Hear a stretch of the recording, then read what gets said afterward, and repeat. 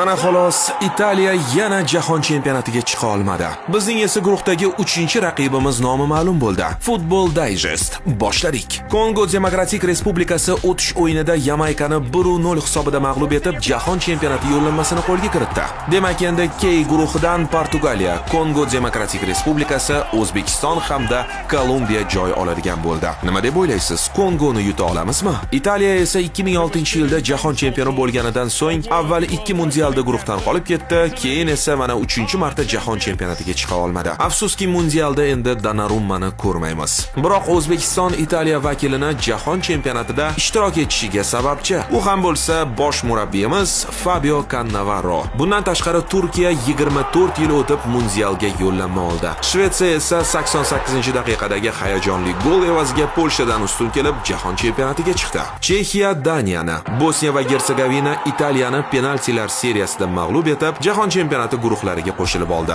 Yana bir muhim jihati, bugun ertalab Iroq milliy jamoasi Boliviyani o'tish o'yinida mag'lub etib, 2-1 jahon chempionati yo'llanmasini qo'lga kiritdi. Bu galgi mundialda Osiyodan 9 ta jamoa ishtirok etadi. Ajoyib. Aytgancha, mundialga tayyorgarlik ko'rayotgan qit'adoshlarimiz Yaponiya Londonda Angliya bilan bellashib, o'rtoqlik o'yinida Mitoma tomonidan kiritilgan 23-daqiqadagi yagona gol evaziga 1-0 hisobida g'alaba qozonishdi. Qit'adoshlarimizga, eng muhimi hamyurtlarimizga mundialda omad tilaymiz.